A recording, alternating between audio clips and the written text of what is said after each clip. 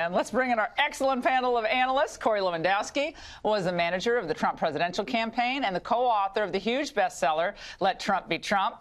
Philippe Reines is a former senior advisor to Hillary Clinton, and Fox News contributor Charlie Hurt is opinion editor of The Washington Times. And Fox News contributor Byron York is a reporter for The Washington Examiner. Gentlemen, it's great to see all of you.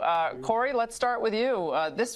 To me, this seemed like Trump was turning the corner from, the hard-charging, strong, but, it could be a little dark at times. And tonight it was optimism, the sky's the limit, we can do anything for America if we work hard.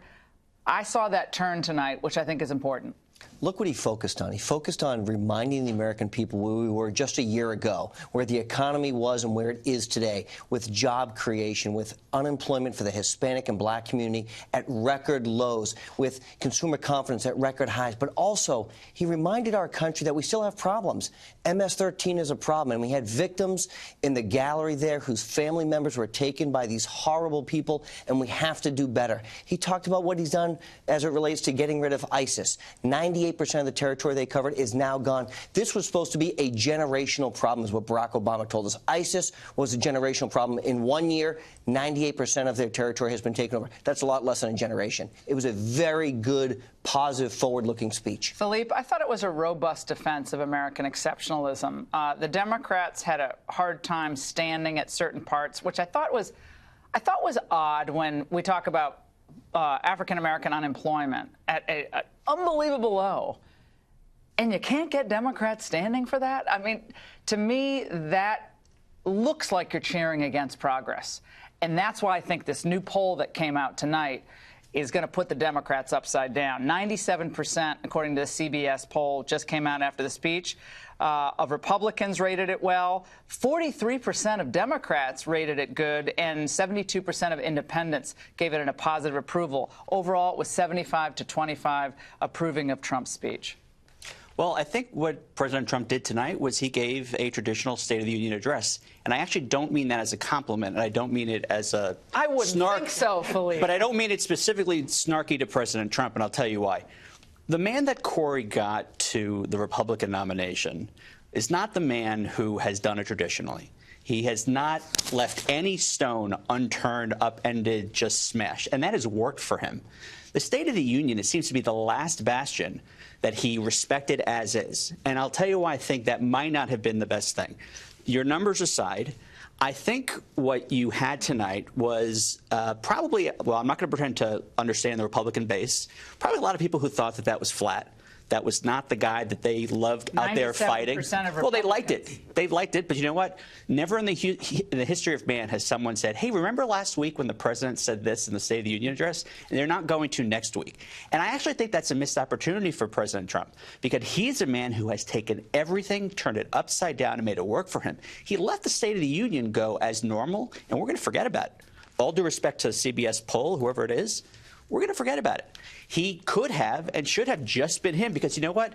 You guys think he did great. If he did that, Philippe, you would be trashing him on this panel. But you know what? Like, Donald Trump, listen, he was vitriolic, he was acerbic, he was acidic, he didn't bring the country together. But you love when I go to my crafts fairs with my friends with their coconut juice and the kale. Gosh, come on. And we complain about him with our derangement syndrome. But they're not this week going to say, you know what? Are you one of the 43% who liked him? Because I'm changing my mind. It's just Charlie. But there is a line, I think, that a lot of people will remember in a week, and that is the one about all Americans are dreamers. And I think that was obviously a very important part of the message he was trying to get across. But my goodness, I mean, looking back at when we were trying to predict how he was going to do this, of course the guy, he's such a great showman. Of course he is going to knock it out of the park in terms of using these props, these people, these American citizens that he brings in, regular, ordinary Americans who do extraordinary things. Whether it was the North Korean guy with the crutches, which was just absolute gut punch. We should show that. At the end. We have that clip. I want to show the clip. I mean, we'll show it in a minute. I mean, and I think that was a very important, obviously a very important part of the message he's trying to sort of put Americans on notice that this is a very serious issue, and that there are real consequences at stake here. But all the other, the cop who adopted the baby from the meth mother, the meth addict, and the soldier who saved his buddy's life. I mean, these were really powerful stories that and we should have known that a showman like this would do a good job. What I thought was interesting, guys, and Byron, I want to hear from you on this. We just came off of the Grammy Awards, where the celebrity culture was so, incredibly anti-Trump, and everybody feels good by trashing Trump, and that's fine. And then he brings on, which other presidents have done, ordinary heroes, American citizens, or mothers or fathers who he mentioned, who just work hard every day to support their families, and ones who have sadly been brutalized by government failures to enforce our border. And I point to the MS-13 victims in Long Island and those two families. Of course, I start bawling because I just couldn't hold back the tears watching those families. You don't often see the victims of that type of crime. You see a newspaper short article. But Byron, I'd like you to speak to that, because I thought that for women, especially watching tonight, I thought that was a really powerful testament. Yeah, he was very effective in using the people that he had invited, and he used actually the two parents who had each lost a daughter to MS-13. He used it basically to introduce his immigration section, which I'm sure enraged a lot of Democrats. One thing that was kind of interesting, the White House had been doing kind of some head fakes during the day about how this was going to be a very unifying speech, and it really wasn't. You could not have a better example of the saying, elections have consequences. The reason Democrats were sitting on their hands during all of this is because it was clear that President Trump was doing exactly the opposite of everything they had hoped to do on taxes, on immigration, on foreign policy, on regulation, on judges, on every single thing. This was a very, very Republican Trump speech, which is why the Republicans were jumping up every 10 seconds, and the Democrats really, really had nothing to cheer. I will say, anyone saying that he wasn't Republican enough. I will say this. All of these speeches are too long. I'm sorry, they should all be cut by 20 minutes, at least. I mean, they could be 50 minutes, 5-0. And he could have. Well, it's not like Obama didn't go on and on and on and on. I mean, they're all too long. This is not a partisan comment, Philippe, believe it or not. I'm just making a comment, my friend. This is Nicole Wallace earlier tonight. Corey, this one's for you. Let's watch. I thought it revealed Donald Trump's deep and almost sort of sad obsession with being liked. I mean, he is always performing for the audience watching.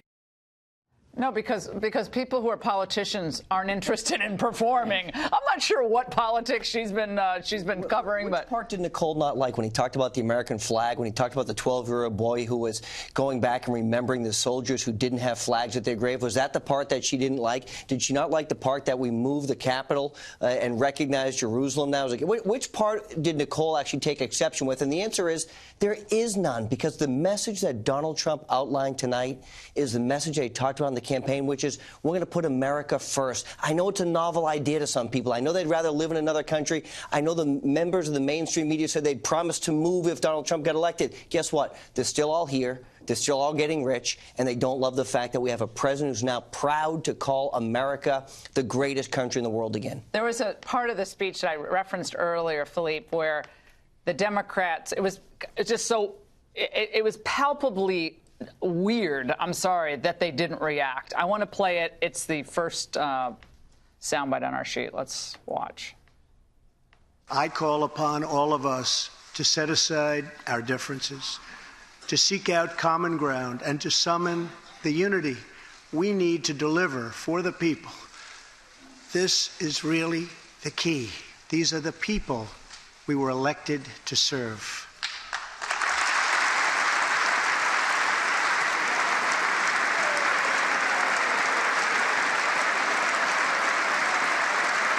African American unemployment stands at the lowest rate ever recorded.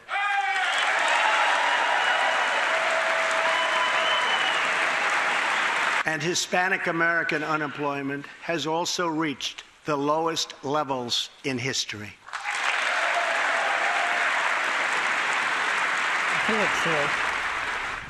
Philippe, the resistance is, obvious in those clips. I mean, they don't recognize him as a legitimate president. Would you concede that he's not a legitimate president?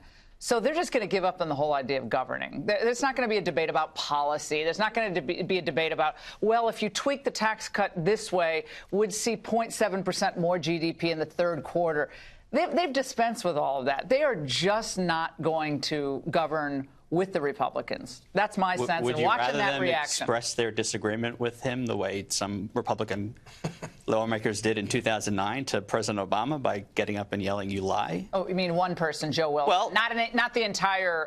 Believe me, Caucus. if one person today had yelled, "You lie," we'd have an 18-hour special edition of Laura Ingraham Angle. No, this is a serious point, Philippe. There are honest disagreements. The entire Congressional Black Caucus sitting down for the lowest African-American employment in recorded history. Now, I can see not liking President Trump, but why wouldn't that be something that you would applaud? And my point to you is, they're not afraid of him failing. They're afraid of him succeeding, because that means conservative populism of the Trump variety grows the economy and helps all people. I'm going to go on a limb and say that the Congressional Black Caucus has a better insight into what's best for blacks than the four of us. Unemployment, really? Okay. For us, and that they, in total, do not think that President Trump has been good for their community. I don't think that they are sitting on their hands, as you called it, to make some kind of point to spite their nose on their face. That doesn't make any sense. Charlie. I just have a hard time thinking that, this whole notion, and politicians, all politicians do this, but Democrats do it, I think, worse than Republicans do, about dividing people in race and color and all that kind of stuff. But, I mean, jobs for everybody is good, whether you're black or white or Hispanic or whatever. Unemployment dropping is a good thing. And so I think that, I just think it's kind of a petty thing to have these guys sitting on their hands, over. So, and in the end, it doesn't matter. I was surprised that there weren't more actual interruptions.